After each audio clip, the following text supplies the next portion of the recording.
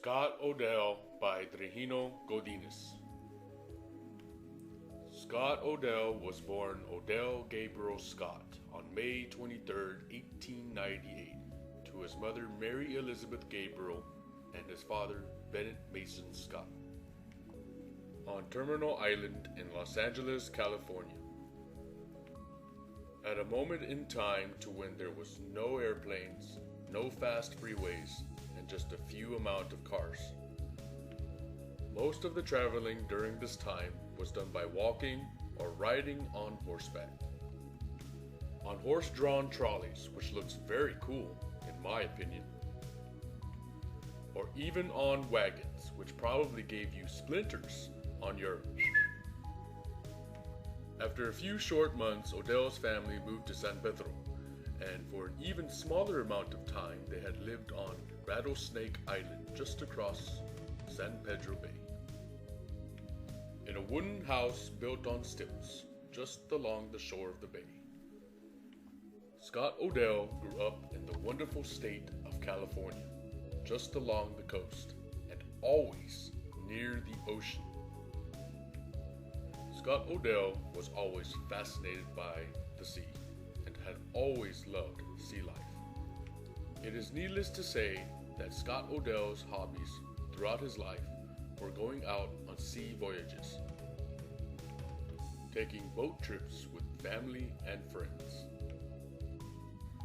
and visiting majestic places that made him feel like part of the great outdoors.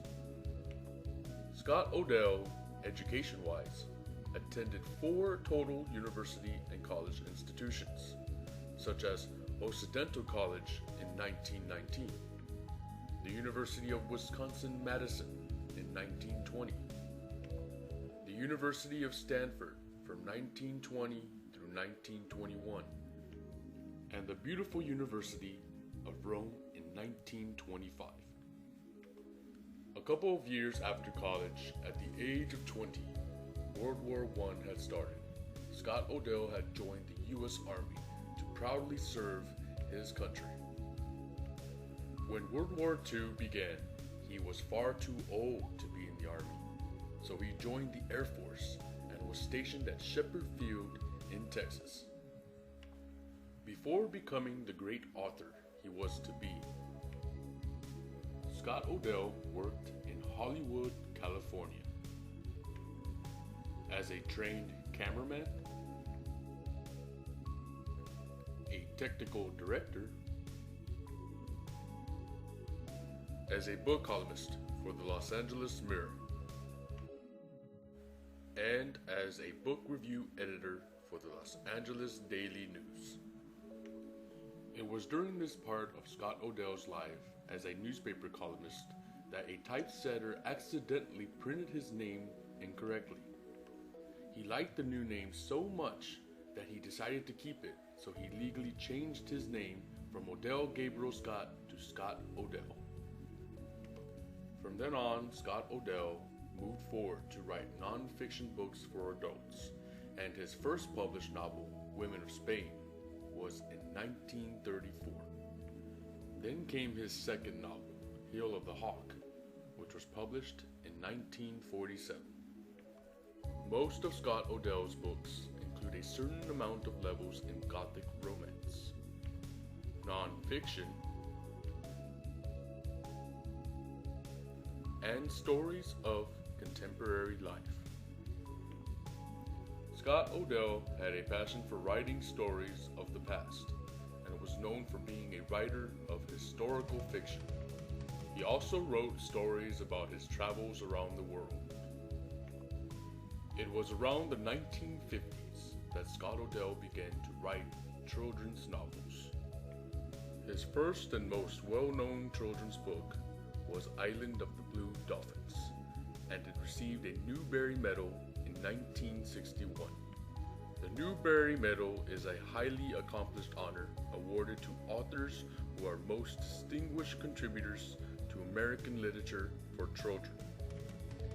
The Island of the Blue Dolphins is a true story of a young Indian woman who lives alone on the island of the Blue Dolphins for 18 years. The story began with a 12-year-old Indian girl named Wan Apale, the girl with long black hair. Though she was known as Wan Apale, she is most commonly called by her secret name that only the people from her village call her, Karana. Karana lives in the village of Galasat, on an island in the Pacific. Her father was Chief Chowig, chief of the Galasat.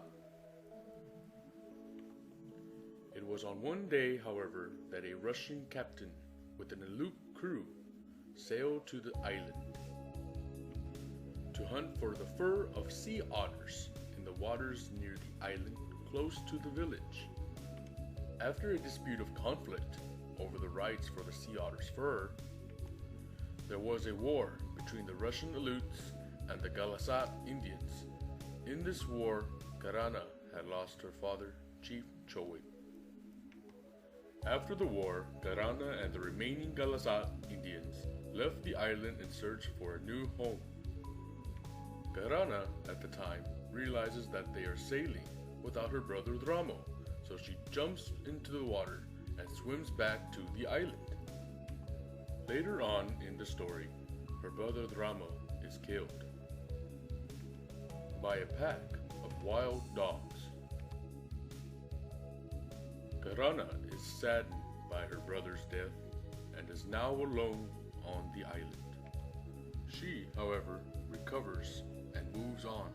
Months later, befriends and tames one of the wild dogs, calls him Rantu, and lives on the island until the Aleuts come back. A year or two passed, and the Aleuts came back to the island. With their return, they had brought a girl named Tutok along with them, and quickly she and Karana become good friends. It was a short friendship. The Aleuts and Tutok had left, and Karana was sad once more, not only because they had left, but because her dog Rantu had died as well. Alone on the island once more, she had endured for many years nature's greatest storms. And she had also endured the power of a great earthquake. Many years had passed, and the Aleuts returned once more. It was just in time.